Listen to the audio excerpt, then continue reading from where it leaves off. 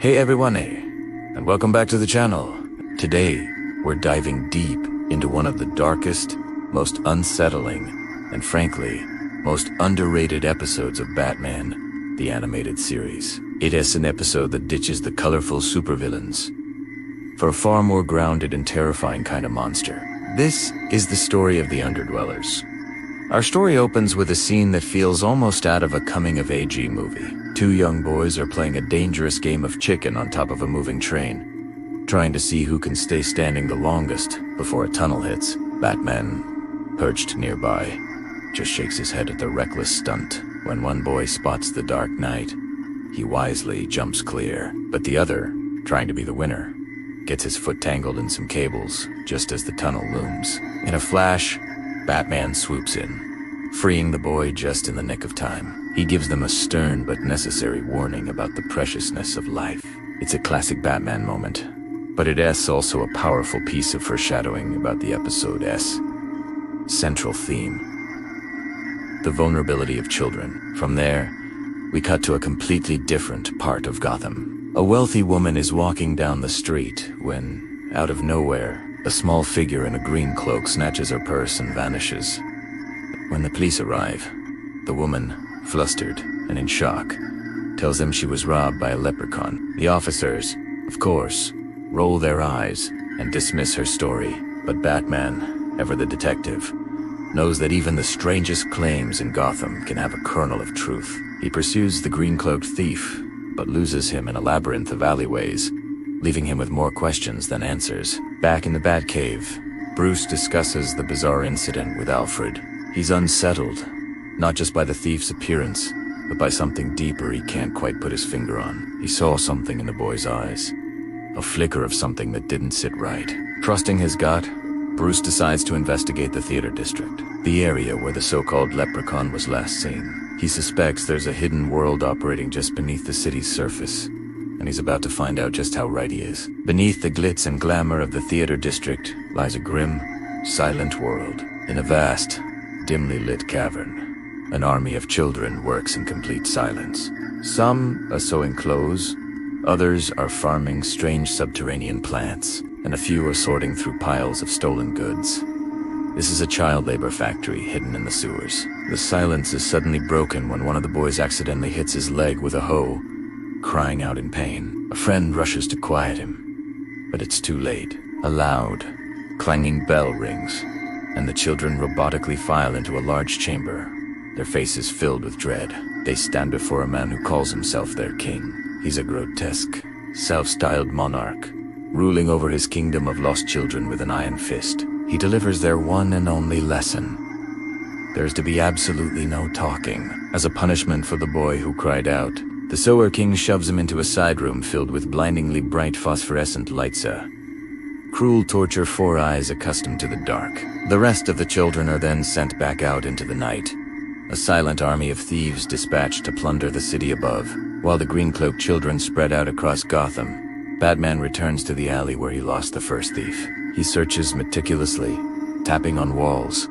looking for anything out of place. He finally discovers a hidden door, camouflaged perfectly into the brickwork. Opening it, he descends into the city's sewer system. Scrawled on a wall is a chilling message: "Beware the Sewer King." Undeterred, Batman presses on, deeper into the darkness. He's navigating the treacherous tunnels when his foot catches a tripwire, sending a cascade of tin cans clattering to the ground. The noise alerts one of the children, who comes running to investigate and slams right into Batman. The boy, terrified, scrambles backward and tumbles onto a subway track, right into the path of an oncoming train. With no time to spare, Batman leaps into action, snatching the boy from certain death. Just as the train roars past, he takes the silent, traumatized child back to the Batcave, placing him in Alfred's care. Alfred, ever the gentle soul, tries to tend to the boy, but he's met with a wall of resistance. The child is completely non-communicative, a product of the Sewer King's brutal conditioning. Alfred tries to get him into a warm bath, but the boy, whom Alfred affectionately names Frog, fights him at every turn. He doesn't know how to accept kindness. Meanwhile, back in his subterranean kingdom, the Sewer King is enjoying a lavish feast. He's sitting at a long table, gorging himself on a roast turkey, and calls for Frog to pass the rolls. But Frog isn't there. When the king realizes his subject is missing, his feigned regal demeanor shatters, revealing the furious tyrant underneath. He explodes in a rage, demanding the other children find Frog immediately. He declares that no one will eat until Frog is brought back. His control is absolute, and any crack in it sends him into a spiral. In stark contrast, Frog is at Wayne Manor, being served a breakfast of sausages, eggs, and toast by Alfred. But the boy has no idea how to behave in a civilized world. Alfred encourages him to use a knife and fork, but Frog just shoves the silverware under his shirt and eats with his bare hands. Alfred doesn't give up, though. He tries to get Frog to help with the dishes, hoping to teach him some responsibility. Instead, Frog steals a silverware and a silver tray and tries to make a run for it, using the tray to gleefully slide down the grand staircase of Wayne Manor. Things escalate when Frog finds an antique blunderbuss on display and starts waving it around. This is where Batman intervenes. He doesn't try to overpower the boy. He sees the fear and conditioning behind the aggression. In a moment of incredible empathy, Batman kneels down and simply asks for his help. He needs Frog to show him where he came from. The boy, perhaps responding to the first person who has treated him with respect and not force, agrees. Frog leads Batman back down into the sewers, back to the hidden kingdom of the When Batman sees the full scope of the operation, the children toiling away in miserable conditions, expression hardens. This isn't a game anymore. He quietly takes pictures, gathering the evidence he needs to bring this entire nightmare to an end. He and Frog find a large bell the Sewer King uses to control the children. Batman grabs the rope and rings it with all his might, so hard that the bell cracks and breaks. He turns to the startled children and declares that their servitude is over. But Huston, the Sewer King, appears, flanked by his 2 pet alligators. He unleashes his pets on Batman. Batman, of course, makes short work of the alligators, but the Sewer King, growing desperate, grabs one of the children and holds him hostage. It's a cowardly move, but before Batman can react, Frog swings in on a rope, kicking the king and freeing the child. The king makes a run for it, with Batman in hot pursuit. The chase leads them over a rickety bridge, which the king sabotages. Batman plummets towards a gator-filled pool below, but manages to grab onto a pipe at the last second. The Sewer King looms over him, ready to stomp on his fingers.